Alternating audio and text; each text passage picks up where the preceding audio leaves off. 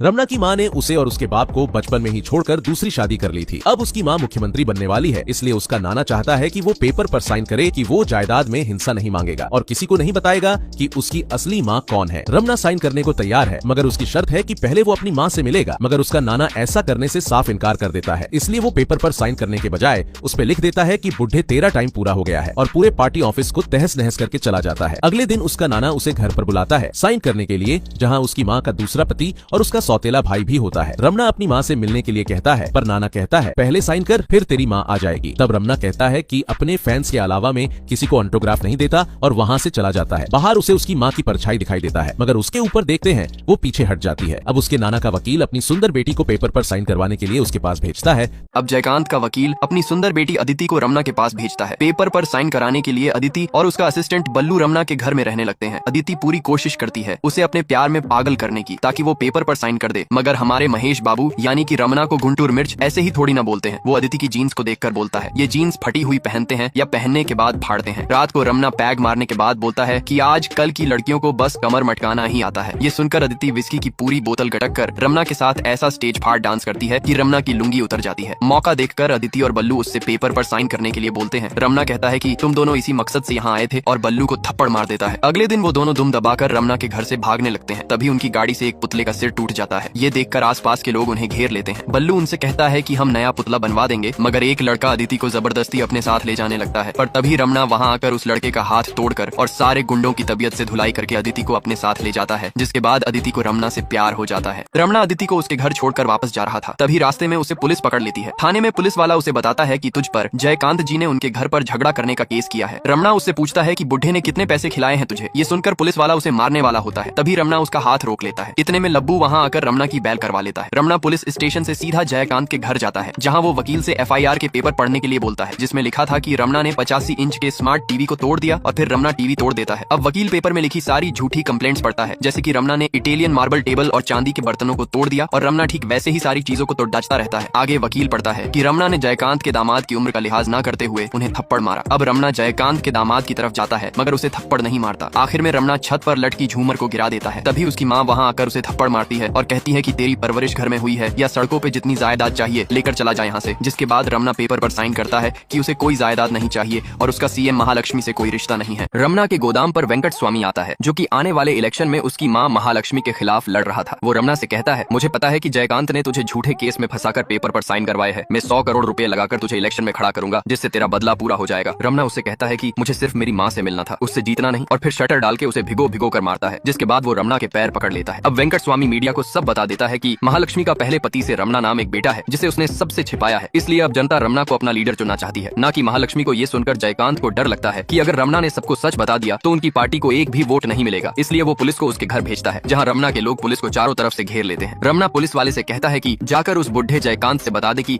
Ramna fire है, छुओगे तो जला डालेगा, और उन पुलिस वालों को बाहर फेंकवा देता है। तभी रमना का बाप उससे कहता है कि तू कोई गुंडा है क्या। रमना उससे कहता है कि आज 25 साल बाद आपका मुंह कैसे खुल गया। तब वो उसे बताता है कि 25 साल पहले तुम्हारी माँ हमें छोड़कर क्यों चली गई थी।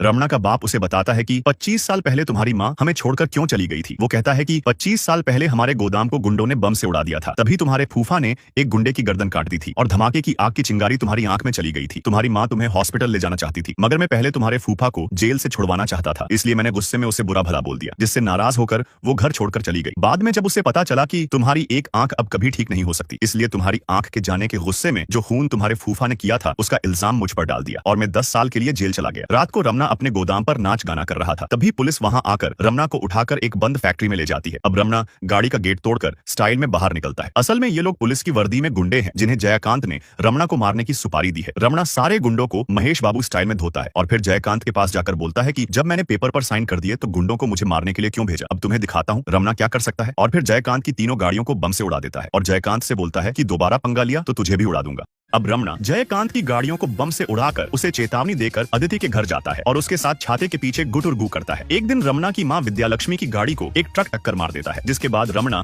उन्हें देखने हॉस्पिटल जाता है, जहां जयकांत उसे बताता है कि तेरी मां का एक्सीडेंट हरिदास ने करवाया है, हिम्मत है तो जाकर उससे बदला ले। बाहर वकील जयकांत से पूछता है कि आप क्यों बार बार रमना से पंगा लेते रहते हो। तब वो उसे बताता है कि मैंने जाति के नाम पर राजनीति करके 3 बार इलेक्शन जीता, मगर मेरी बेटी दूसरी जात के लड़के से शादी करके भाग गई, जिसकी वजह से मेन हार गया। इसलिए 25 साल पहले मैंने उसके पति के के गोदाम में आग लगवाई और उसके पति को 10 साल के लिए जेल में डलवा दिया और फिर उसकी अपनी जाति के लड़के से दूसरी शादी करवा के इलेक्शन लड़वाया और वो जीत कर मिनिस्टर बन गई। मगर फिर भी वो रमना को अपने साथ लाना चाहती थी, इसलिए मैंने उसे धमकी दी कि अगर तुमने रमना को नहीं छोड़ा तो इस बार गोदाम के साथ तेरे पहले पति को भी उड़ा दूंगा और अभी तो रमना की एक आंख ही खराब हुई है, अगली बार उसे खत्म कर दूंगा। इसलिए विद्या लक्ष्मी रमना को छोड़ देकर उससे नफरत करने का दिखावा करने लगती है। यानी कि 25 साल से अब तक सब कुछ जयाकांत की ही साजिश थी। रमना की माँ महालक्ष्मी की गाड़ी को एक ट्रक टक्कर मार देता है। तब जयाकांत रमना से बताता है कि तेरी माँ का एक्सीडेंट हरिदास ने करवाया है, जिसके बाद रमना हरिदास के अड्डे पर जाकर गुंडों को लटका लटका के और पटक पटक के मारता है और हरिदास के सीने में सुआ घोंप देता है। रमना उससे कहता है कि तूने मेरी माँ को चोट पहुंचाई पर तू भूल गया कि उसका बेटा अभी जिंदा है, इसलिए जल्दी से सब सच बता दे, नहीं तो सुआ तेरे दिल के आर पार कर दूंगा। हरिदास कहता है कि मैंने तेरी माँ का एक्सीडेंट नहीं करवाया, तुम मेरी जान बचा लोगे तो मैं सब सच बता दूंगा। तब रमना फोन करके डॉक्टर को वहाँ बुलाता है। डॉक्टर उसको खून देने के लिए कहता है पर गुंडे कहते हैं कि हमारी नसों में खून नहीं शराब दौड़ रही है और उसे खून देने से मना कर देते हैं। तब रमना उसे अपना खून देता है, यानी कि मारने वाला ही उसे बचा रहा है। अब हरिदास उसे सब सच बताता है कि 25 साल पहले तेरे नाना जयकांत और मैंने साथ बिजनेस किया था पर उसने धोखे से सारा बिजनेस हड़प लिया और करोड़पति बन गया और तेरी माँ का एक्सीडेंट भी उसने ही करवाया है। अब रमना को पता चलता है कि उसकी माँ का एक्सीडेंट उसके नाना जयकांत ने करवाया था। वो उसके पार्टी ऑफिस जाता है जहाँ जयकांत अपने नाती राजीव की इलेक्शन टिकट की अनाउंसमेंट करने वाला था, मगर राजीव शराब के नशे में टुल था, जिसे देखकर जयकांत उसके बाप भैरव को मारते हुए कहता है कि वो मेरा वारिस है और तूने आज के दिन उसे शराब पिला। तब भैरव उससे कहता है कि मेरा कोई बेटा है ही नहीं और आपका एक ही वारिस है और वो है रमना। 25 साल पहले आपकी बेटी ने दूसरी जात के लड़के से शादी कर ली और फिर उसकी दूसरी शादी आपने मेरे से करवाई, मगर हमारे कमरे में हम अलग अलग बेड पर सोते हैं और आपसे प्रेग्नेंट होने का झूठ बोलकर वो इस लड़के को अनाथ आश्रम से आपका नाती बताकर घर ले आई और आज आप इस लड़के को